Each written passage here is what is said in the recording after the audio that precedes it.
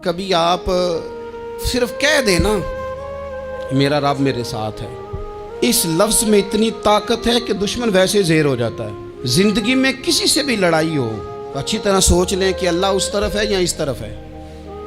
اگر آپ زیادتی پہ ہیں تو پھر رب مظلوم کی جانب ہے۔ اگر اللہ کی مدد آپ کے ساتھ ہے تو دنیا کی کوئی طاقت آپ کو گرا نہیں سکتی، اور اگر آپ مظلوم کے مقابلے میں ظالم بن کے آپ کھڑے ہو گئے ہیں اور آپ نے رویہ وہ اختیار کیا ہے کہ جس میں مدد نہیں آئے گی، تو پھر یاد رکھ لیں کہ آپ کوئی بھی ہیں، کہاں بھی ہیں، آپ کمزور ہیں۔ طاقتور تھے ابتدائے اسلام میں، ظاہری طاقت تھی کفار مکہ کے پاس، وہ ڈنڈوں سے مارتے تھے غریبوں کو، ان کے ہاتھوں میں ڈنڈے تھے، پر خدائی طاقت ان مظلوموں کے ساتھ تھی۔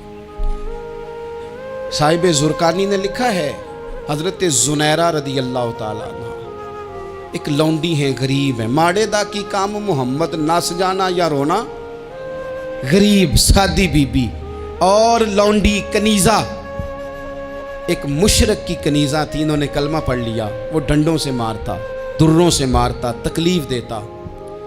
حضرت زنیرہ رضی اللہ تعالیٰ عنہ کو اتنا مارا، اتنا مارا۔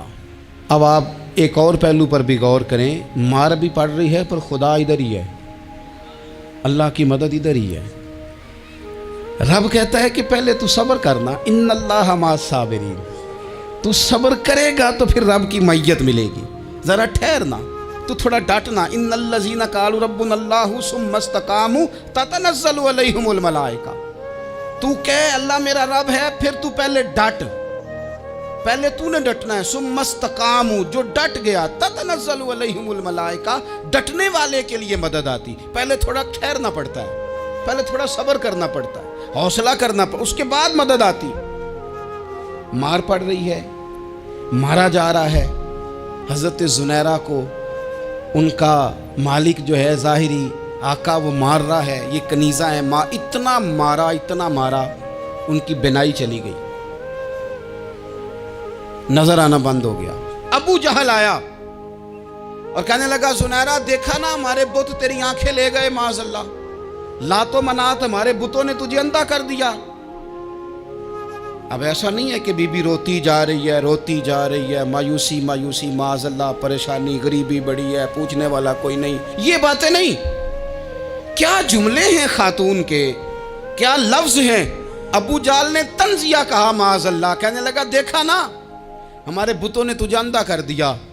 تو جناب زنیرہ آنکھوں کی بینائی گئی ہے، رات کو گئی ہے، دکھ ابھی تازہ ہے، لیکن اللہ پہ جو توکل ہے، اپنے مالک سے جو رشتہ ہے، وہ اتنا مضبوط ہے، اتنا طاقتور ہے، اس میں اتنی گہرائی ہے کہ حضرت زنیرہ بول کے نا اتنی قوت سے بولی، اتنی طاقت سے بولی کہ پورے کفر پر لرزہ طاری ہو گیا۔ فرمانے لگی تمہارے بتوں کی کیا اوقات ہے کہ وہ میری بینائی لے جائیں، یہ میری رب کی حکمت کا تقاضا ہے۔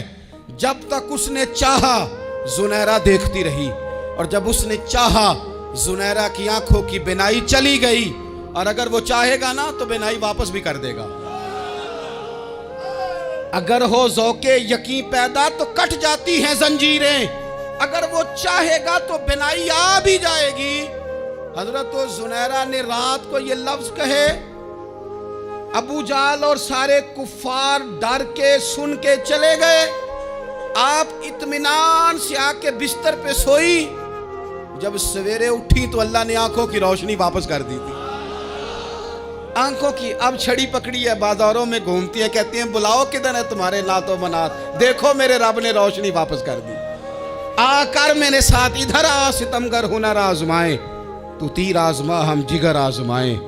بیمار لوگوں یاد رکھو، کہہ دیا ڈاکٹر نے کہ تو بڑا بیمار ہے، تو بڑا کمزور ہے، یہ ہو گیا وہ ہو گیا، تو ڈاکٹر اپنے علم کے مطابق بات کر رہا ہے، ہوگا تو وہ جو میرا رب چاہے گا۔ کمزور ہو جانا، پریشان ہو جانا، تکلیف میں آ جانا، پتہ نہیں بات ہو گئی ہے تو جانے کیا ہو جائے گا۔ اپنی زندگی کے اندر اپنے رب سے رشتہ مضبوط کریں، رسول کائنات سے رشتہ مضبوط کریں، اللہ والوں سے رشتہ مضبوط کریں۔ حضرت زنیرہ نے پیغام دیا کہ زندگی میں جو جینا چاہتے ہیں تو وہ رب کا نام لے کے جی سکتے ہیں، جو اپنی زندگی میں خوشیاں دیکھنا چاہتے ہیں تو رسول اللہ کے نام پر خوشیاں دیکھی جا سکتی ہیں. توکل کی بنیاد پر بندہ خوشیاں لے سکتا ہے.